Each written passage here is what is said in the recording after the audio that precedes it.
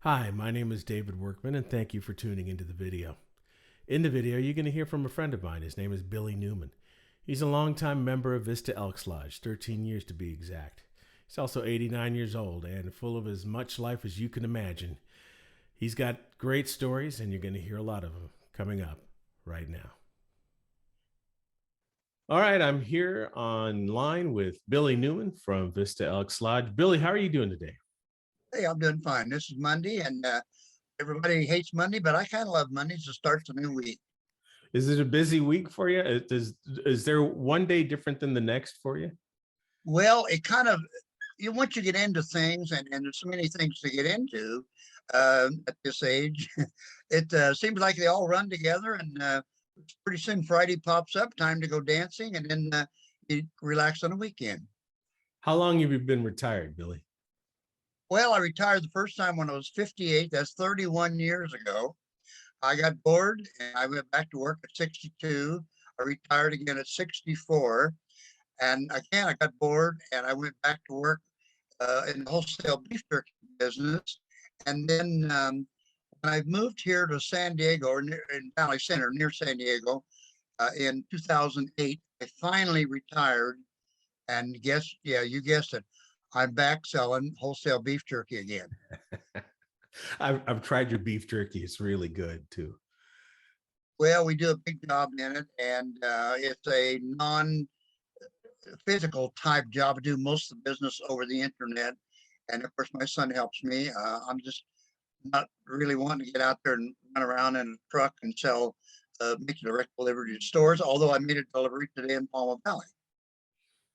Yeah. So how does the what's the learning curve for you on the internet? Is that why you have your son working with you?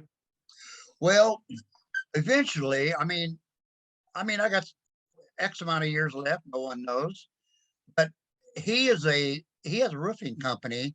He's been a roofer for, I don't know, 30 years. He's up in his 60s and he cannot climb up on roofs and down up ladders and haul rolls of whatever whatever it is.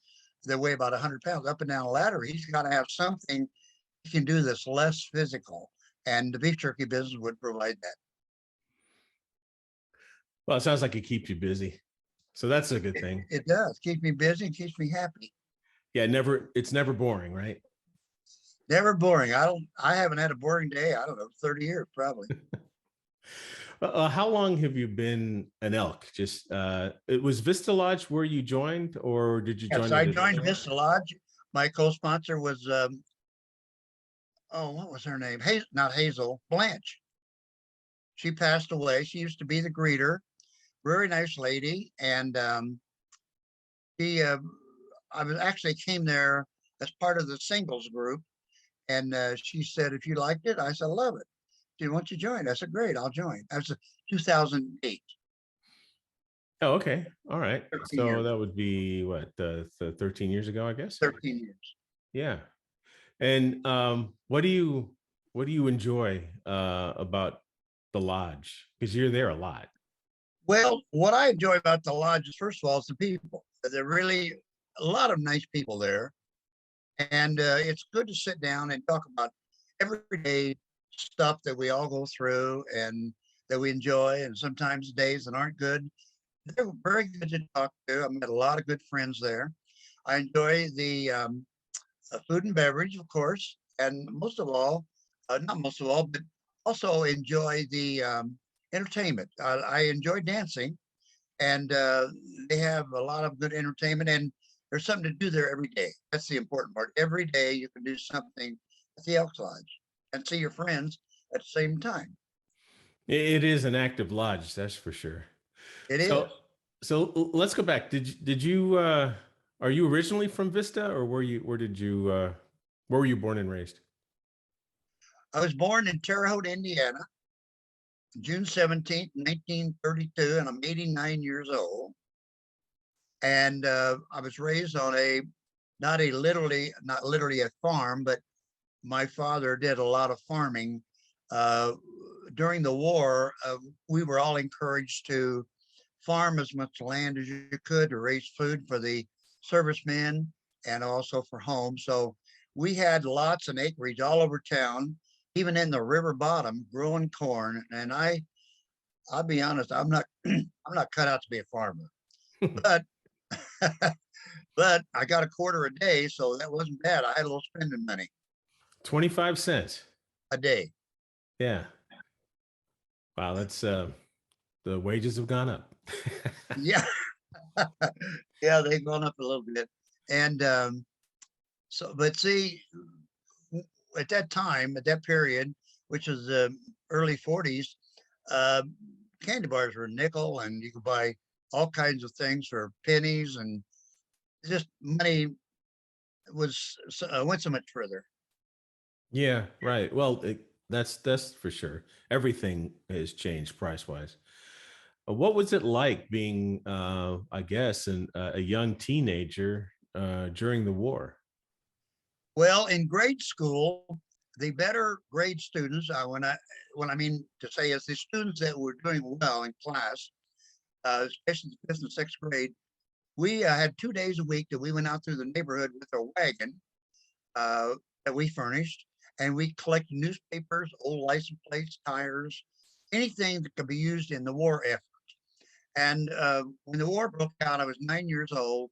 So I was involved in many war effort things during those 5 years. And yeah, we had time for entertainment in high school. We at the YMCA on Friday night, they had a dance for the kids, and there's 10 cents, and we had chaperones, and they played 78 records, all music from the 40s, of course. And that was their entertainment. Or we could go to a movie. The Savoy Theater was 9 cents to get in. The Fountain was 11. But I liked the American Theater. That all they had was cowboy movies, and it was 15 cents. But next door, they had popcorn for a nickel. So, and then a nickel bus fare. So for a quarter, you could go to the movie, have a popcorn, and have a free ride on the bus up and back. So I remember hearing people who grew up in that era say that they spend the whole like Saturday afternoon at the movies. Is that the same kind of thing that you did? Yes, you could sit there. Uh, we rarely went there when the movie came on in the beginning. We got there somewhere at the movie. Well, you'd see the last half, and then you watch the first half or whatever it might be. Then you watch all the cartoons, and you watch the cereal they had, and then you'd stay. I mean, you just stay and watch. You could be in there 3 or 4 hours watching the Wow. movie over and over. Right. I mean, people do that now on TV, but there wasn't TV back then. So, right. We had no TV. We had a small Philco radio. It was about 12 inches long, 8 inches wide, and 8 inches tall. That was So, our entertainment. right. And so then when you were in high school, the war was over by then, right? The Yes, Second World War was over. yes. I went to high school in 1940, January 1947. Oh, okay. So that was around the beginning of Korea, right? Korean War started about 1951. Oh, okay. 51. My years are off. Yeah. Did you were you drafted for Korea? There was a federal order that everybody had to sign up with the draft board at age 18, and I did. Uh, so my mother and dad were trying to figure every way for me not to be drafted, since I had a brother killed in World War II, 9 days before the war was over. Oh, wow. And they feared that I would be sent to Korea, or even if I was drafted. So I was going with a nice girl. I was 18 years old. I signed up for the draft. I was going with a nice girl, and my mother and dad said, "Do you feel like you want to get married?" If I got married, I'd go back to 3A, not 1A. And of course, I want to get married. Sure, I like it. I love the girl. So we got married. I got married at 18, June 30th, 1950. Then that put me back in 3A classification. Well, shortly after that, uh, not shortly, 6 or 7, 8 months, whatever it was, they put me back in 1A. They notified me I'd been reclassified. Well, fortunately, my wife had a baby the following year in August. 10, 11 months later. And now they put me back in 3A again. so, so I missed the Korean War thanks to being married and having my daughter, Susan. Wow. So that's yeah, that's quite the journey. But the timing was right for everything, and it just worked out for you. Was there any? What was that like for the returning veterans from the Korean War? I would imagine it was much different than it was for the veterans from the Vietnam War. It was because the people, well, Truman, first of all, called it a police action, and it was war. Any way you look at it, when people get killed, it's war. And the general public was, for the most part, in my thinking, for the most part, was not for us being in Korea. What do we need to be in Korea for? And as a young man, 18, 19 years old, I had to put the war on the back burner for me. And I was interested in my job and my family life and my little girl.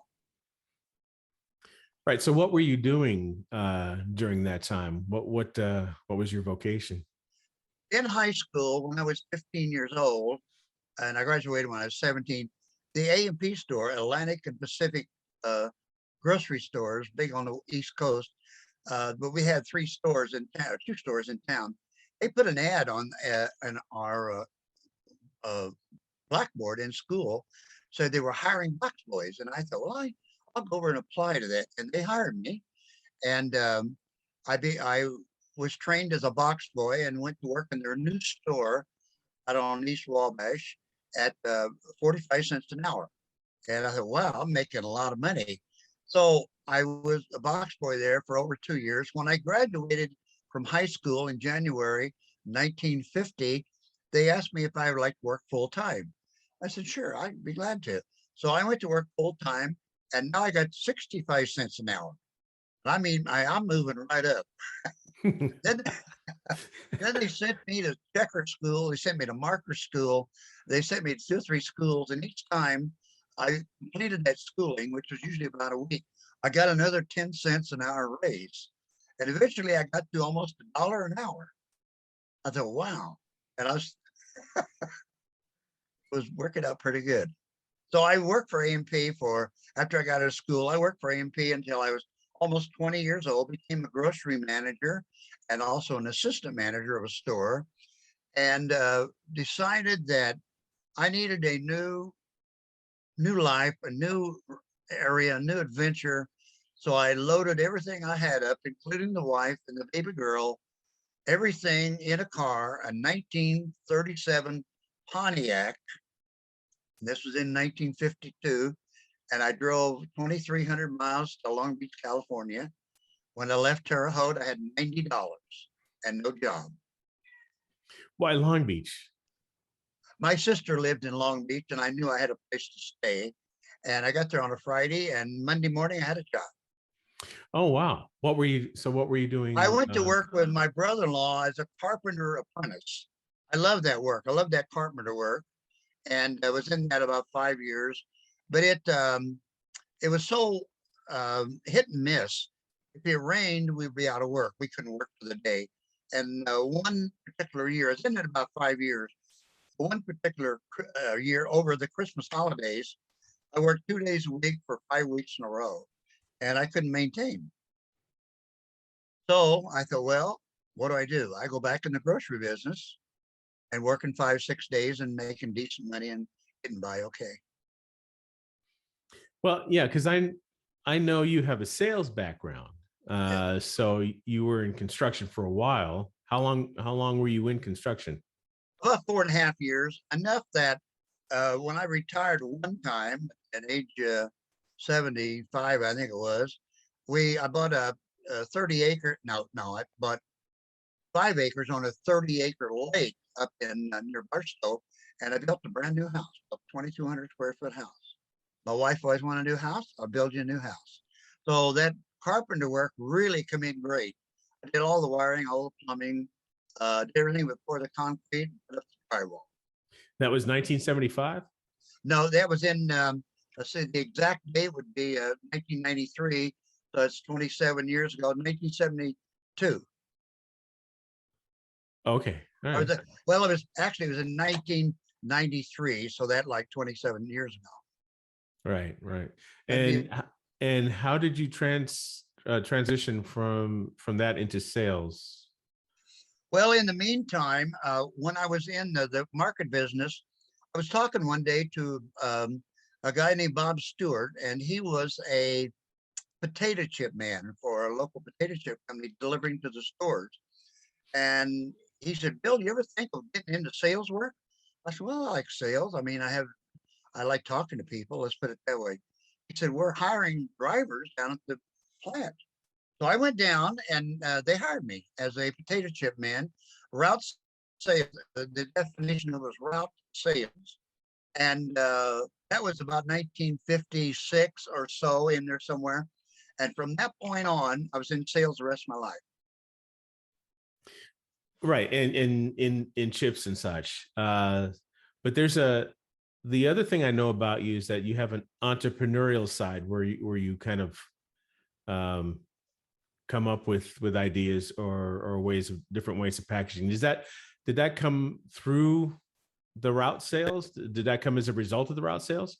Yes. When I worked for a company in Los Angeles as a head sales manager over 80 routes, I came up with a lot of ideas, a lot of new items. That was when beef jerky sold for 10 cents a stick, of all things. And come up with different packaging ideas. And and from that, I looked for new items, and I did some of the buying. So it gave me a pretty general idea of what sold in the market. For example, we had a man came in one time, and on the market was, generally speaking, potato chips and corn chips. That was about it. This guy came in with he had taken some tortillas, cut them in triangles, small triangles, deep fried them, and he called them tort chips, T-O-R-T chips. They looked ugly. They tasted pretty good. Had him in a plain cello bag with a stick-on label. The merchandising was horrible. But anyway, we took the item on and sold a lot of it. They sold like crazy. Doritos I think, got the idea from that, and they come out with Doritos, and now that's one of their number one items. Dorito, nice bag, the triangle shape, and with seasoning. So I think they kind of stole that idea. I've heard of That's stories okay. like that. I have a friend who she said that she and her family would go out and take when they went on vacation. They were driving trips, and they'd be driving through the desert or somewhere to get to where they're going, and they'd stop for for a Coke or something. They'd just stop for lunch, and along with their burger and fries, they'd get a Coke, and that was when back in the day when you couldn't put the straw through the lid. So her dad would take her pocket knife, back when guys carried pocket knives, and he scored an X on the top of the lid so they can poke Oh, yeah, good their idea. straw through it. And she thinks to this day that someone must have seen one of their lids and run with the idea and made millions of dollars off of it. Oh, there's so many stories like that. Yeah, it's amazing. For another example, the man I worked for, bless his heart, he's gone now, Hank Levin, he was Jewish, and he wanted to come up with a mix of different little crackers and cookies of Oriental background, rice crackers, et cetera, the green peas, and et cetera. So we came up with a good mix after testing it with the employees. Do you like this or that? So we got it all together, and we tried to come up with a name, and he insisted on the name Nashi mix, Jewish word for snack, Nashi. Well, unfortunately, there was not enough Jewish people that understood. They didn't know what Nashi was. And so a guy in LA who was not a competitor, but he sold us other stuff, he came up with an Oriental mix and sold like crazy. What did he call that? He just called it Oriental mix. Oh, just called it What it Oriental. was, yeah. Oh, wow. Then we had a guy that was packing pork rinds for us, and the boys that run the black area in Watson, et cetera, said they buy the pork rinds and they buy a little small bottle of hot sauce. What do we make? A hot pork rind? They probably won't sell. Well, let's try it. So we come out with hot pork rinds, and it became a #1 seller in the black area and East LA. Wow. So I mean, there's always some twist that someone hasn't thought of, and then it scores big. So I've seen a lot happen in the snack industry. If people ask me what I sold, I just said I sell everything that makes fat. Potato chips. I've tried most of those things. Potato chips, cookies, candy, all works. So interesting. The latest thing you're on now is the jerky. Back to beef jerky. Well, my son wanted to do something, and I said, "Well, you can't run. You don't want to be running around in a vehicle. You got that cost. You don't want a warehouse and another cost. Well, why don't we do beef jerky, which you can ship because it's high dollar volume and it's lightweight." I just shipped off 2 orders today. I was down at the post office, and then we have another business. We buy and sell sports cards, mainly baseball, some football, but we buy collections, and then we have a website, not a website. We have sales on eBay. We have 20 to 25 items on there almost every day of baseball cards. We just sold some Joe Montana rookies. They're all graded cards. They've been sent in and put in naturally hermetically sealed packages or plastic containers. And they're graded by a professional company, and they give them a grade from 1 to 10, 10 being highest. And it's very difficult to get a 10. It's pristine. The card needs to be in pristine condition. But we've got a lot of 9.5s, and they bring some pretty good money. Yeah. So where do you get those? Where do you curate those from? Well, we advertise and we buy collections. As an example, we a few months ago, this is the biggest collection we bought. A few months ago, we advertised we were buying card collections, and a lady from Oceanside called, and she said, "My husband died. He was a very avid baseball card collector. I don't know what I'm going to do with them." And I said, "Well, let's come and take a look. We'll look at them. We'll give you a approximate value, and if we offer you a price, you're not obligated to take it." She had a grandson helping her, which was great because she was a little bit feeble, a little bit memory problem, so to speak. But anyway, in talking with him, he was a nice young man. It was a large collection, probably 600,000 to 800,000 cards.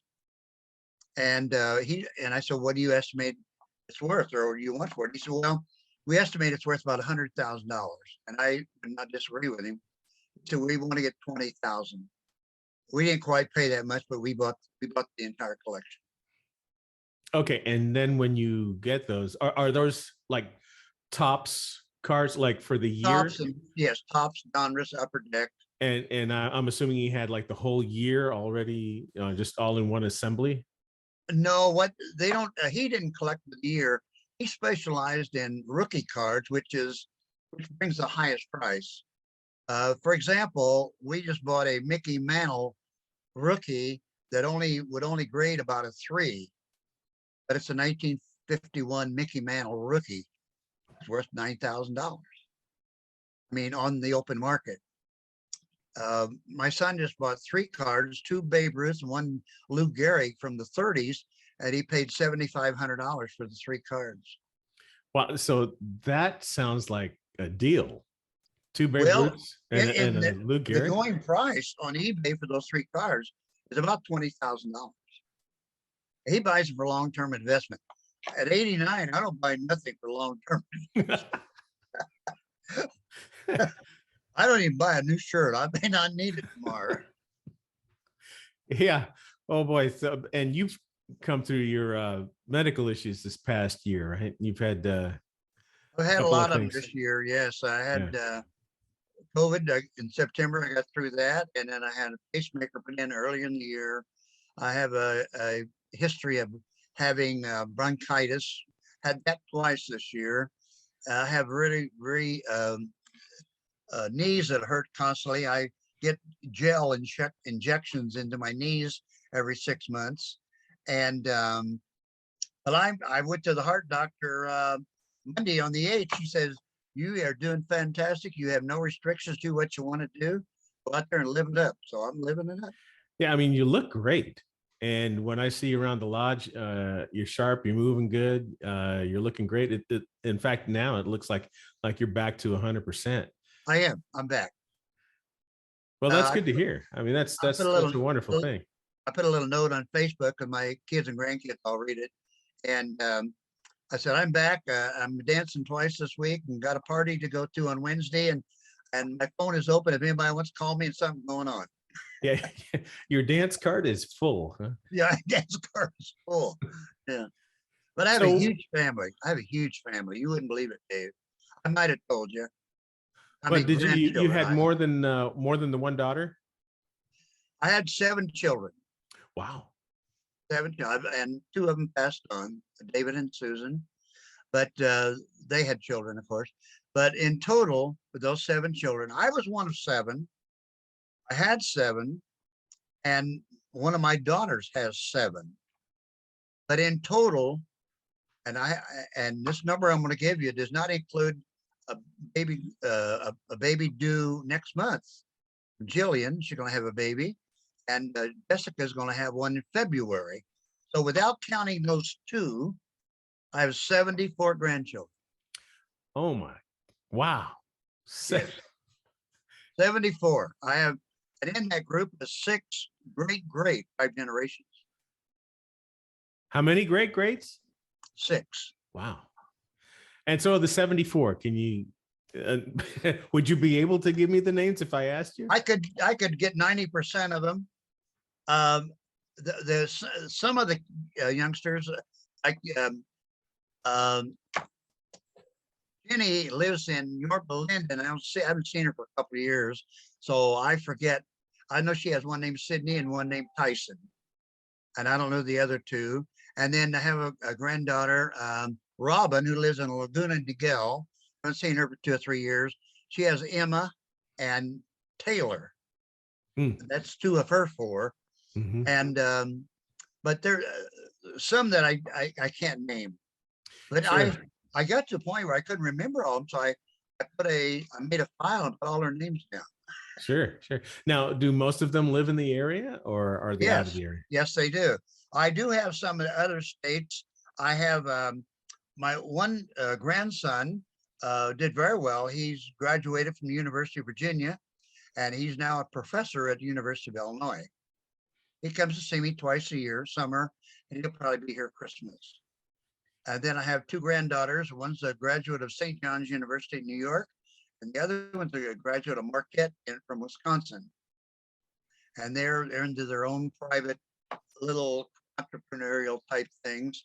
So they live in New York and Philadelphia, I think it is. One of my sons lives in Florida, and most everybody else lives within 60, 70 miles. Right. We'll have a Christmas party here December the 18th. I was just going to ask you about that. Do you get together for the holidays, and how many people show up? We have one rule: do not bring any friends. We don't have room. There'll be at least 60 people here.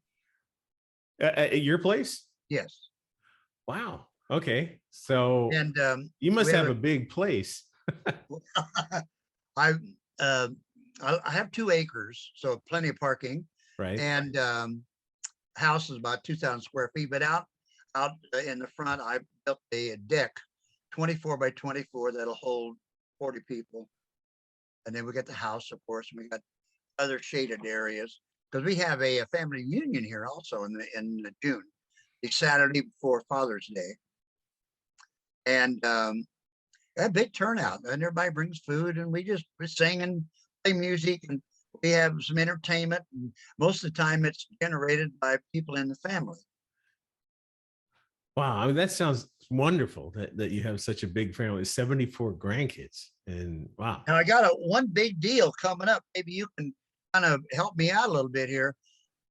June of next year, and I think a Saturday falls on, one of the Saturdays falls on the 18th of June. I'll be 90 years old. I'd like to, I talked to my brother over the weekend. We were in Scottsdale, Arizona. What I'd like to do is to rent the hall, the Elks Lodge, and have my 90th birthday party there. There'll probably be, because I'm sure everybody will show up, probably have 100 people.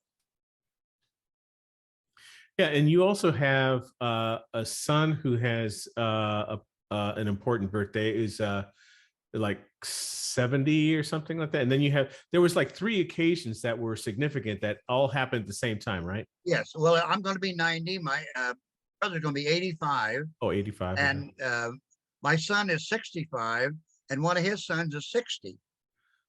Okay. So we're going to combine. We talked it over the weekend, and we're going to combine all the kids and their birthdays. So Wow. I don't want the girls to feel like they're left out. Sure. I don't want her to say, "Oh, the boys' weekend." Right. So it's going to be concentrated. Me being 90, of course, and Jack being 85, and then his children and my children, and then all the local people. And I would imagine, I definitely would invite some people from the Elks, and would probably be 100 people. Sure. Well, I can mention that to Sharon Hayden. She's our activities and rentals chairperson, and I'll ask her to reach out to you and just check the dates and see how we can work everything out for you. And but that sounds like a fantastic party. Yeah. So it would, not all are drinkers. I mean, well, all of them are drinkers. It might be soda, but we'll have a lot of Christian family, and some that don't drink, of course. But I have some that drink plenty. We have all kinds. They make up for the others, right? Yeah, they definitely make up. So the bar would do a big business, I can tell you that. Sure. And for your family, are there any other Elks in your family? No, there aren't. The funny thing, Dave, none of my kids, except my 2 daughters, dance. My 2 daughters dance. One passed away, and Kathy up in Orange County. She's not down here. But the boys, none of them dance. Now, my grandson, Michael, I made mention on Facebook, I was going to dance someplace this week. He said, "When can me and Verna can come with me?" I said, "Come to the Elks with me. You'll have a great time." Yeah, well, let them know, because I know you know this, but there's more to Elks than dancing. But there's a lot of other things in charity work that we do, obviously, as you're well aware. He's a great one to help people, and he needs something socially going on in his life where he's able to help people. He's a tile setter. He owns a tile setting company, and he does a lot of. I know he does a lot of jobs just for minimum cost, just because the people can't afford it. At one time, he was building not out of tile, out of wood. He was building wheelchair ramps for elderly people. I mean, it sounds like he has a great heart. And those are the kinds of people that we want in the Elks, because that's part of what we do. So, anyway, hey, I wanted to transition because I know you have a book that you wrote, and I have it. How did you come about writing that book? Well, I've always tried to do something at Christmas time for my children, the 7 children, not all the grandchildren, because we do a gift exchange there. But I tried to buy gifts for all my children at Christmas, and I run out of ideas about 6, 7 years ago. I run out of ideas. What do I buy them? They got most everything they need. And I thought, why don't I write an autobiography of my first 18 years? They don't really know where I came from. Well, they know, but they don't know a lot of details that I could tell them about my life. And that way they'll have a history of how I grew up as a kid. So I wrote it, and actually I put it in a notebook binder. It was 38 pages, single spaced. That was a lot of writing.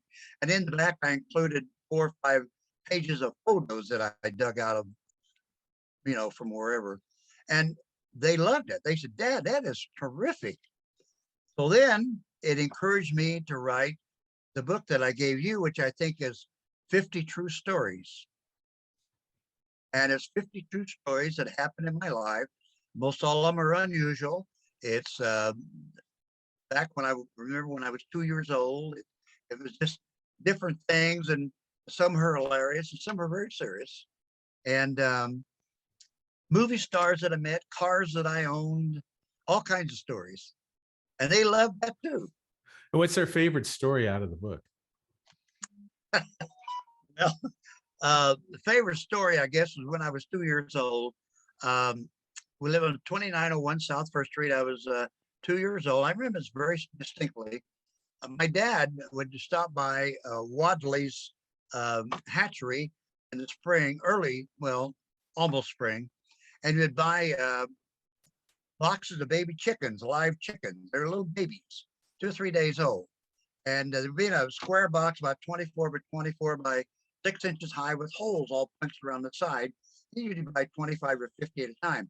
We brought them home and we put them out in the chicken yard.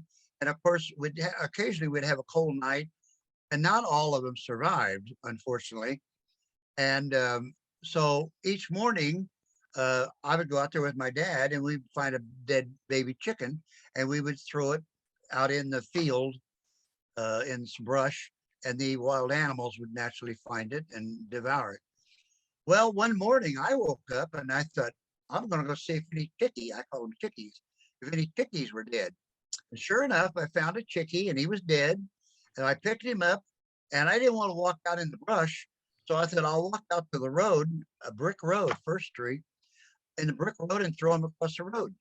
So I walked out to the road, and as I walked 10 feet of the road, a police car came by, and 2 policemen were in it. And the policeman said, "Where are you going there, young man?" And I held up my chicken. I said, "My chickie died." And just about that time, my mother came out of the back door of my house, the house, with my clothes, because I was naked. I was stark naked. Streaking. Anyway, You said maybe that's why I never forgot the story. Yeah, you started a new trend of streaking. That was 87 years ago. You were 2 years old. I know. I have a hard time remembering what I had for lunch yesterday. Oh, really? Well, when I was young, I had scarlet fever, quarantine. That's when they quarantined you in a house for 30 days. That, and then we moved from 2901 South First to 4th and Voorhees, and rented a house for about a month. A while there on a Sunday, I remember eating these beautiful grapes on this grape arbor. They were green. I didn't know they had to ripen, so I ate green grapes and some green watermelon. Well, Montezuma's revenge took over in about a day, and I nearly died from that. I almost died from that. Yeah. So weak and lost, couldn't keep nothing down. And I remember our doctor was Dr. Vandiver. He delivered all 7 kids. He prescribed or gave me quinine. Oh my gosh, you talk about awful medicine, quinine. And every time I took it down, liquid, up it came. And I finally got strong enough that I had to learn to walk again. That's about 4 years old. And so I got through that. So I thought, well, if I got through that, I can get through most anything. That COVID was a little tough, though. Oh, yeah. Yeah. You've already been through the quarantine thing. You already had experience with that. Well, when I got the COVID, I just sat and talked to myself and made up my mind that I'll do everything I can. It's not going to be my fault to die. I'm going to do everything I can to get through this. Sure. And took about 2.5 weeks, and I started feeling better. Well, good for you. I was going to say the only thing that I can relate to about eating the green watermelon and such was when I was a kid.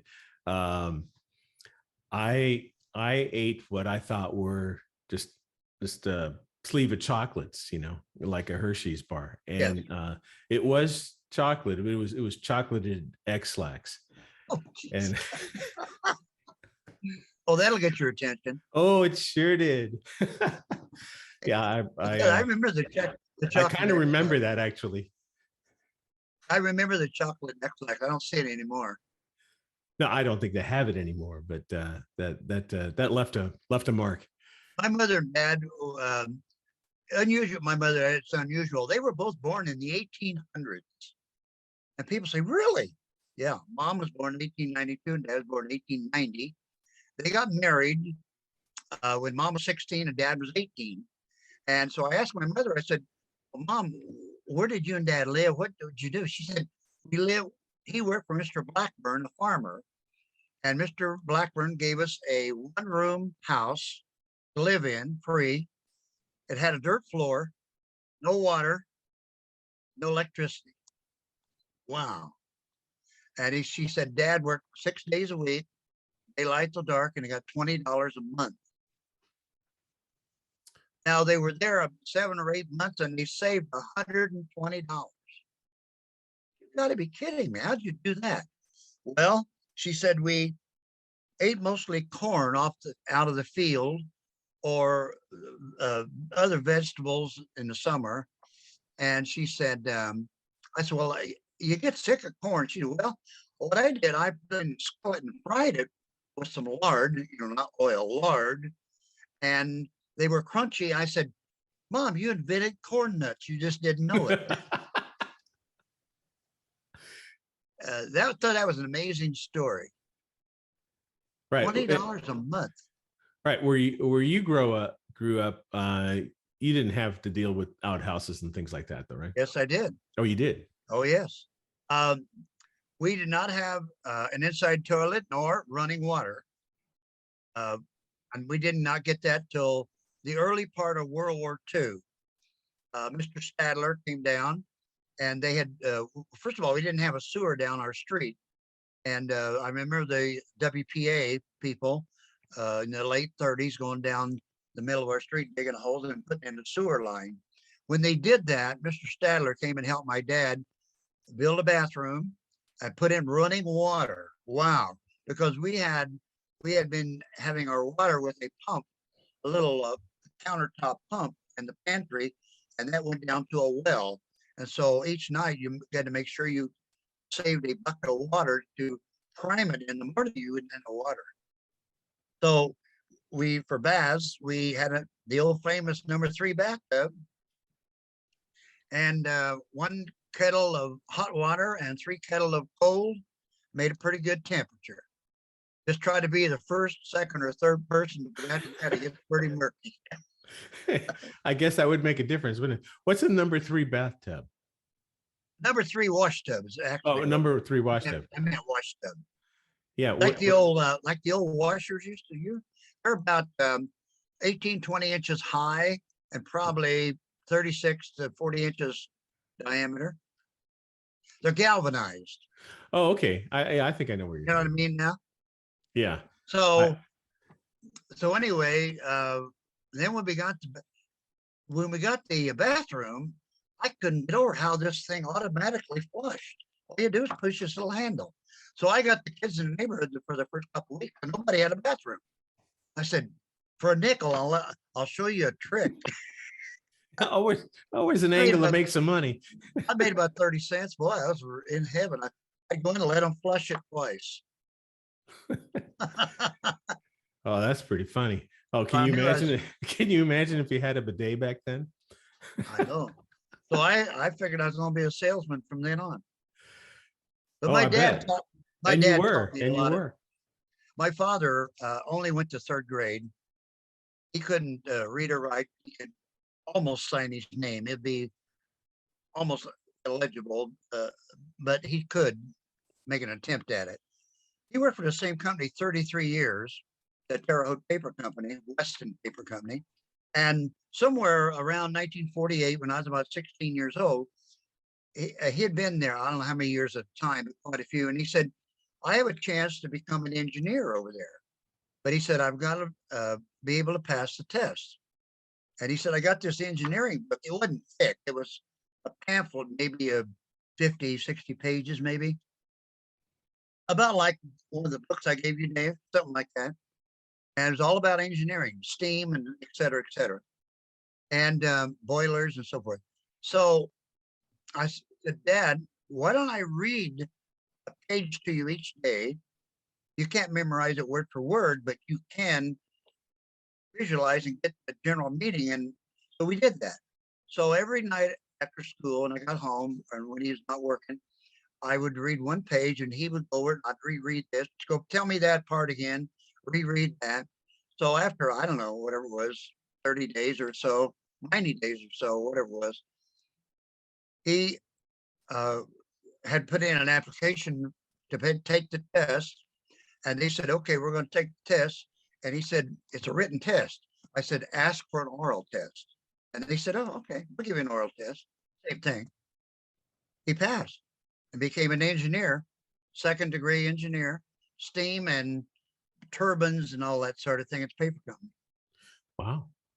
That's good. That Wow. was quite a feat. I was very proud of him.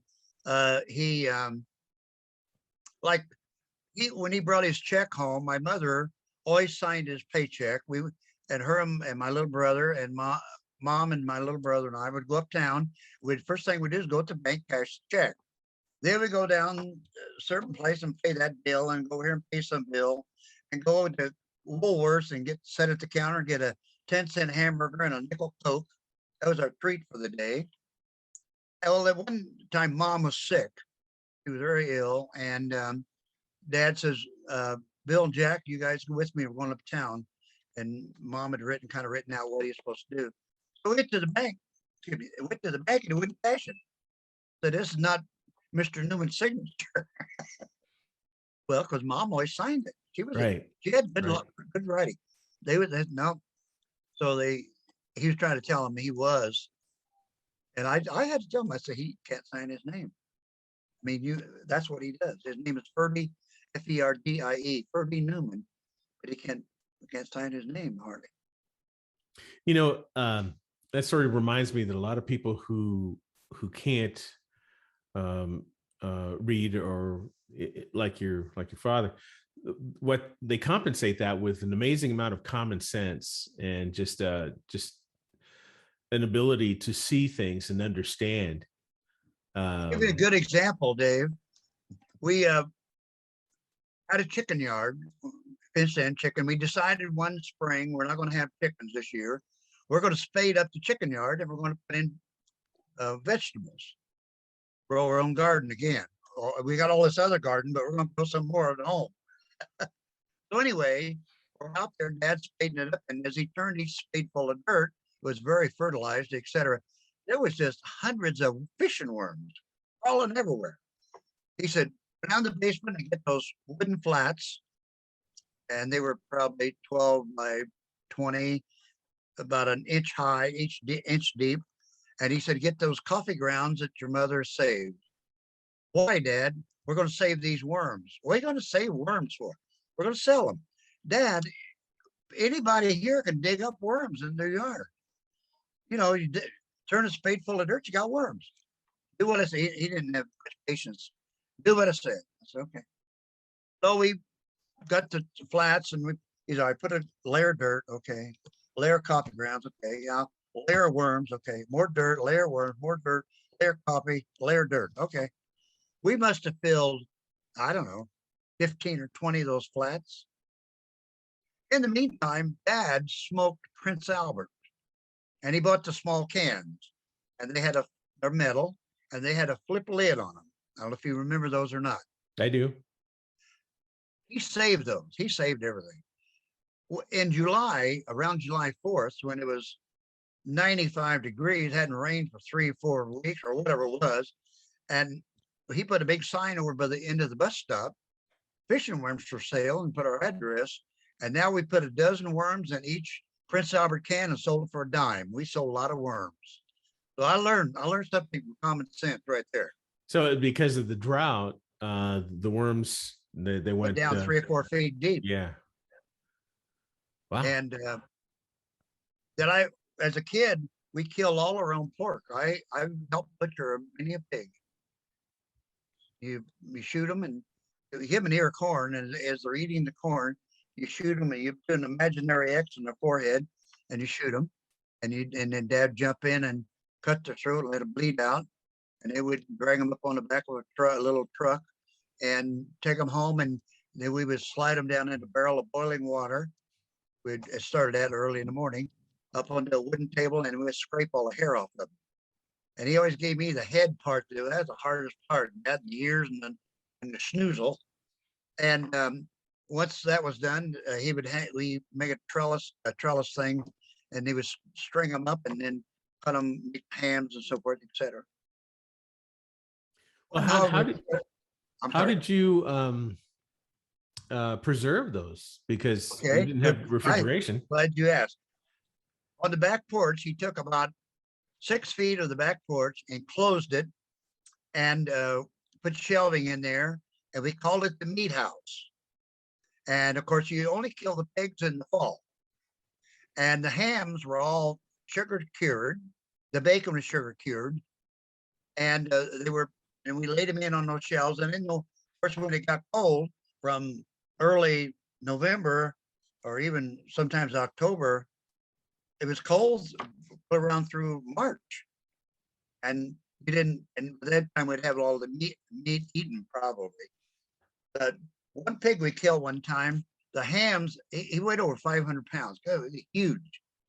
The hams weighed 45 pounds. Oh my! Wow. Don't forget that.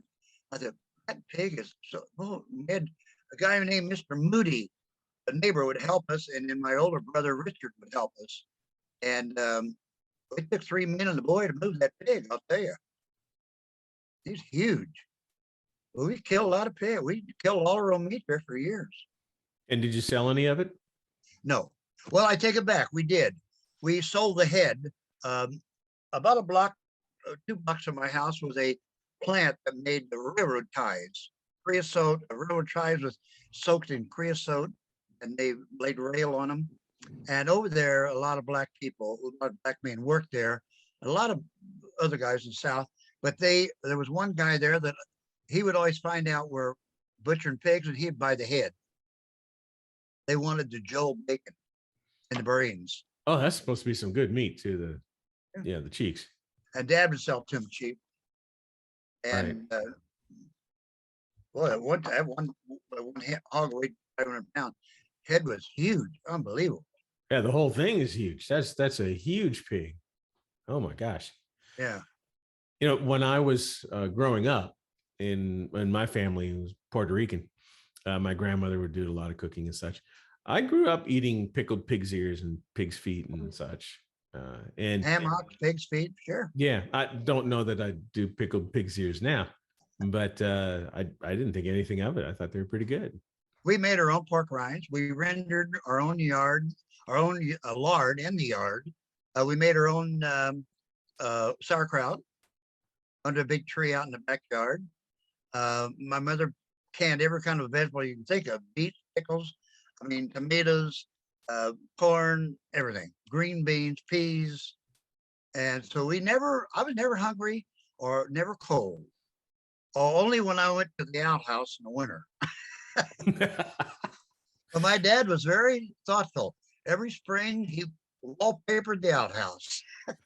That's good.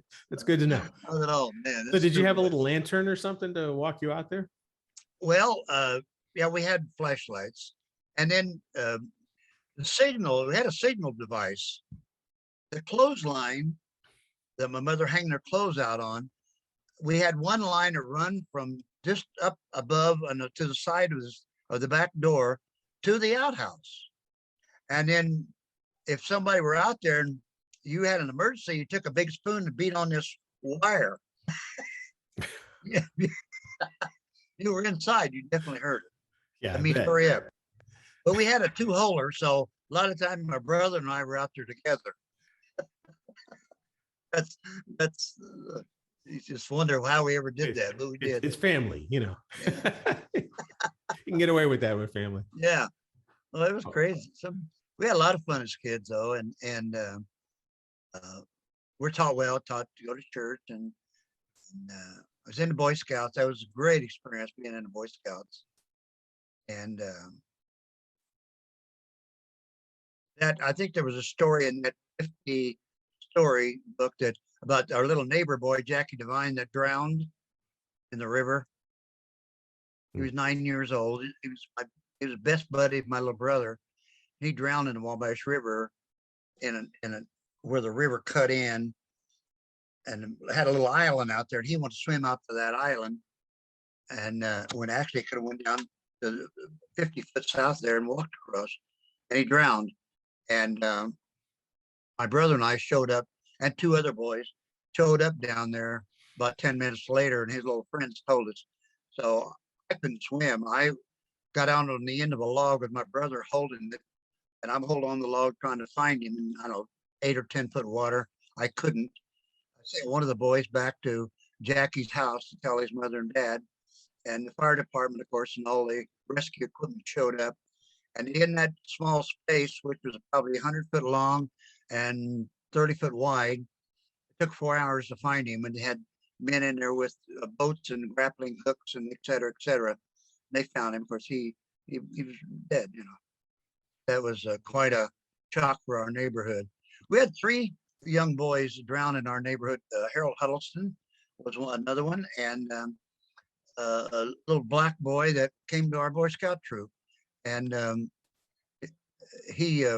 was 2 black Boy Scouts in the entire town. They didn't have a troop, so they both came to our meetings. They were nice kids. I liked them. They're very, very nice guys. And he drowned over at Isaac Walton Lake.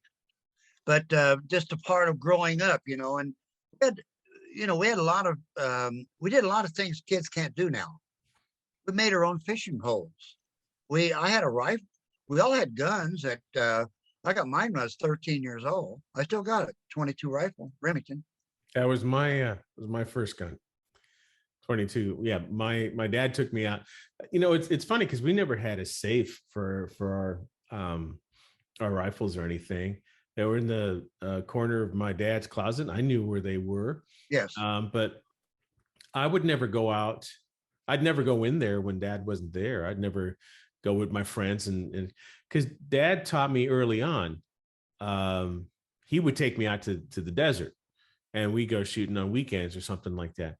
And he taught me how to handle a gun and how to respect them, and took the whole that whole thing. The word escapes me, but they weren't anything that I wasn't aware of. That there wasn't any allure, because I knew that that's what I do with my dad, and so play with him. And now, if you tell a kid, "Hey, don't touch this," that's the first thing they go for. With my dad, it's like, "Hey, this weekend we're going to go out and let's get some ammo, and we're going to go shoot the guns."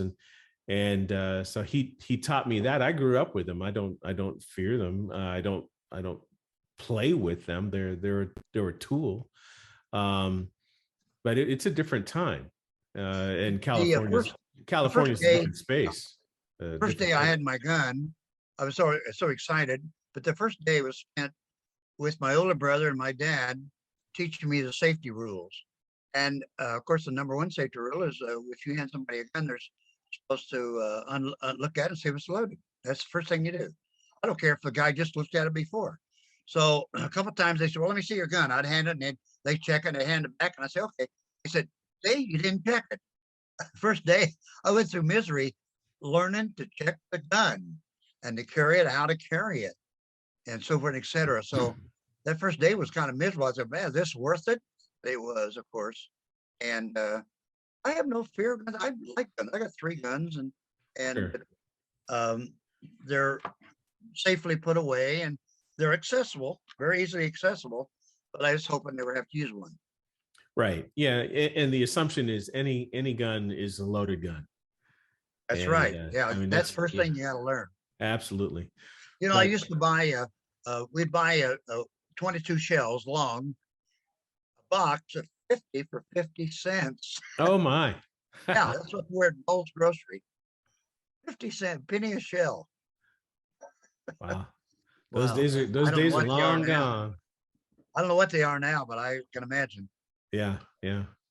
Well, hey, listen, before we wrap up, a couple of things. Where can people get your beef jerky?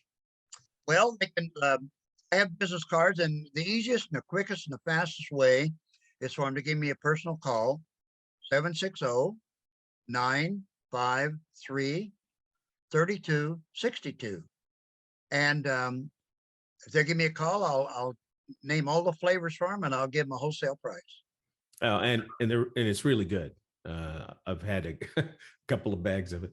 I know firsthand. It's tasty stuff. Okay, so the memorabilia. This is available on eBay. Is that right? Is there an address Yes. you Oh, can send this to? the cards, the baseball cards and sports cards are available on eBay under my username, and it's spelled CADY 2623. That's my username, Katie with a C, Katie 2623. Wow, and then one last thing is, as you've been at the lodge now for 13 years, how has it changed? Just because it's grown, right? Yes, it's grown, and the Beasley patio was a real great improvement. That's really nice out there. I like that. And then, of course, you had the big improvement over at the place where they have the motorhomes. That always helped. Yeah, the RV And park, the swim set yeah, bar and patio out there. yeah, they're big improvements. And of course, the people there are all the working people and the volunteers, all very friendly, all very nice. And I enjoy being there. I made a lot of good friends at the Elks, a lot of good friends. Yeah, me too. That's why I joined. I wanted to get to know people. I ended up going into through the officer ranks into leadership, but I wanted to get to know people. That's why I joined. And the things that you spoke of, the RV park, which has had a number of improvements, the swim step bar and the patio that's over there, as well as the Beasley patio with covering this over the top, the heating that's been put in. That's our trustees doing outstanding work, overseeing a lot of that, and other Elks that aren't trustees or officers, but are skilled in the trades. That Beasley patio and the RV park, that was done with Elks labor, Yeah. which that is to say volunteer. So that we have a huge amount of talented people who've contributed their time and abilities, their know-how to move the lodge forward. And I think that's really had an impact in our numbers. Our lodge, our average age has come down. The average age of a new member is 13 years younger than the average age of our lodge. Wow, that's great. So we're a lodge that's growing. We're a lodge that's Good getting building block. younger. Yeah, it's getting healthy in a lot of respects, and it's the membership that's making that happen. So we've got great members, great volunteers, and you're one of them. And I Well, wanted, the thing is, Dave, I don't do much volunteering. I live, well, it's, I don't know, 25 miles over there, I guess, maybe, or from where I live. And I get bogged down here at home with these cards and beef jerky a lot. Fortunately, I'm at home. I can stop and do what we're doing here anytime. But just to jump in the car and go somewhere, and volunteer, it's a little difficult. yeah, but you've helped out with the newsletter, writing a number of articles in the beginning of this year, before you had health issues, and I wanted people to get to know you. So this is actually the first of these interviews that I'd like to do, as I want to go through people who are significant to our lodge and have our members, which are growing in number, to get to know you. And so this is a big test. And so after we're done, I'll create the video, and I think it'll work out. There was a couple of glitches. I think there were Wi-Fi glitches, but I'm not sure they transferred to the recording. We'll find out. All right. But I want to thank you for your time. Thank you for being a part of this interview, and just thank you for being a member of the lodge. It's and being a friend. It's an honor to know you.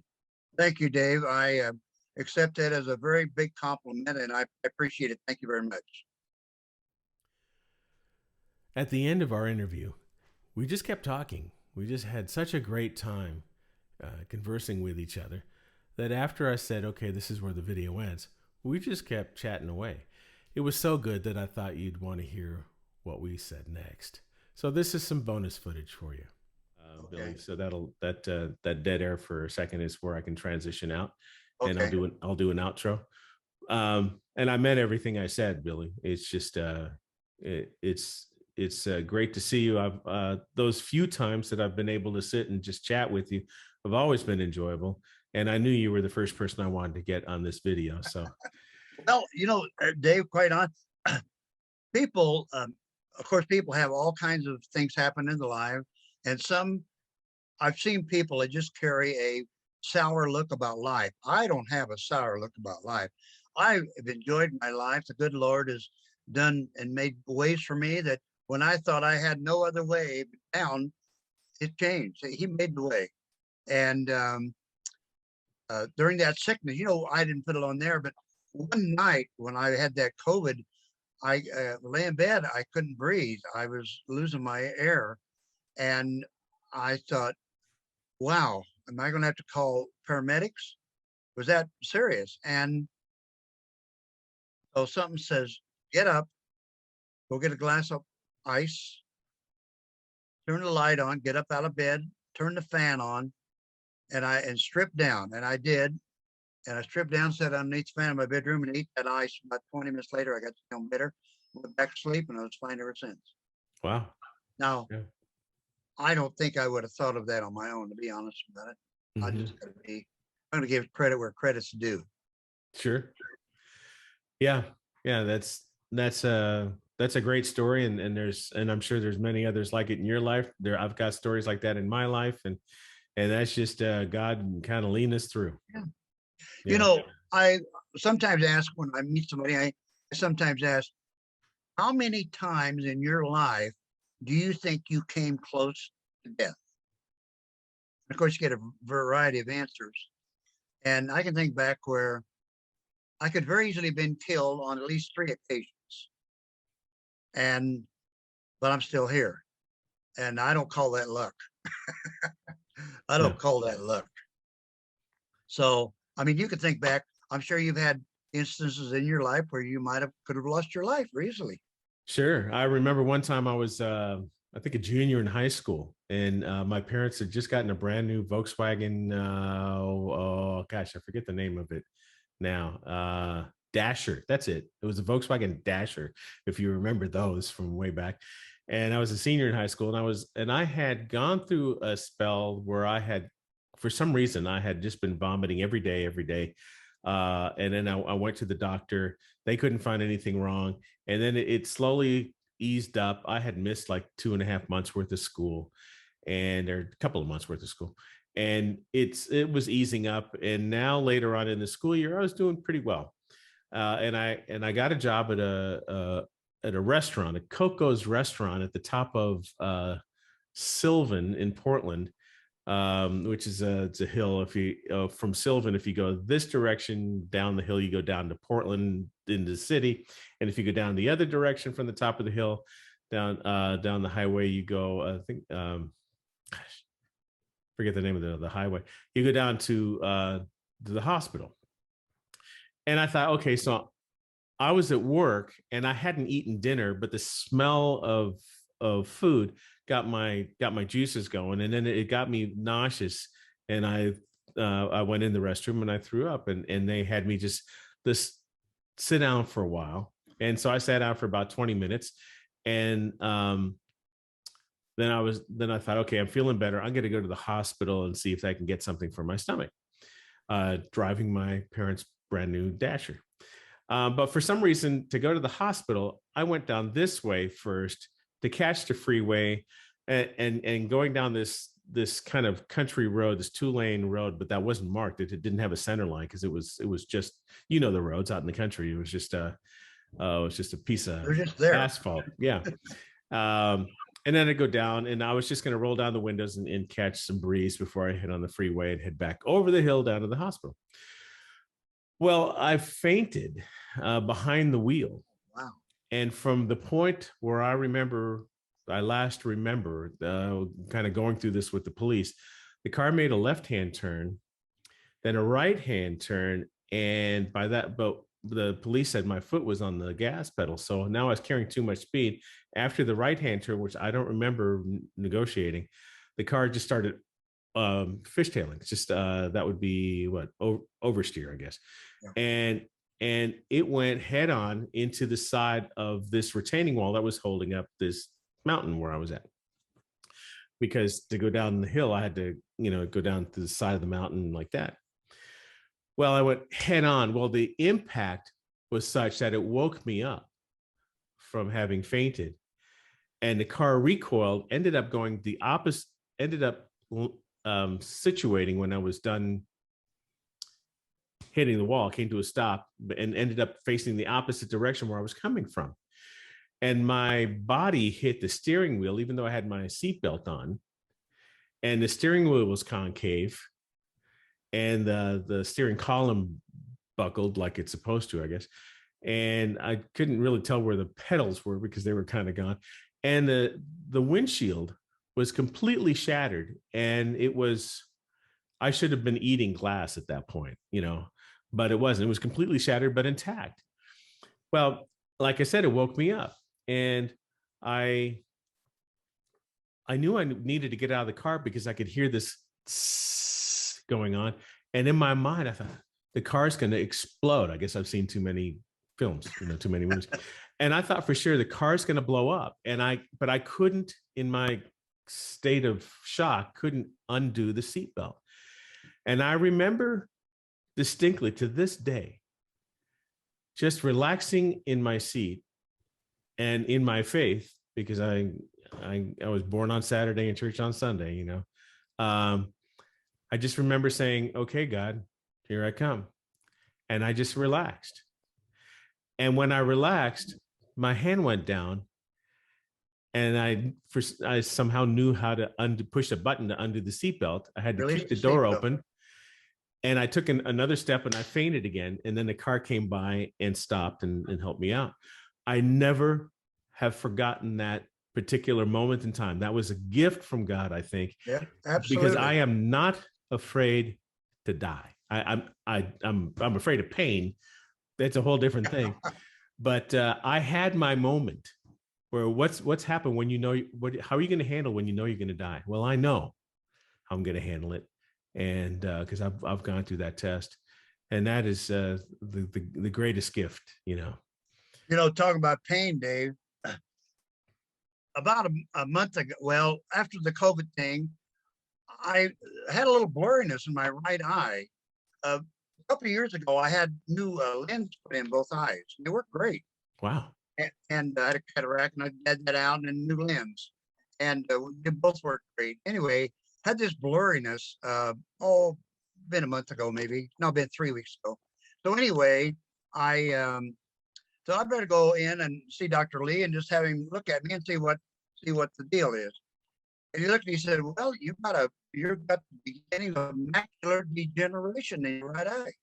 I got to send you to a specialist. So they sent me up to off of college in 78 to the renal division or whatever it was. Anyway, they went through all the tests again. He said, well, Mr. Newman, you have macular degeneration.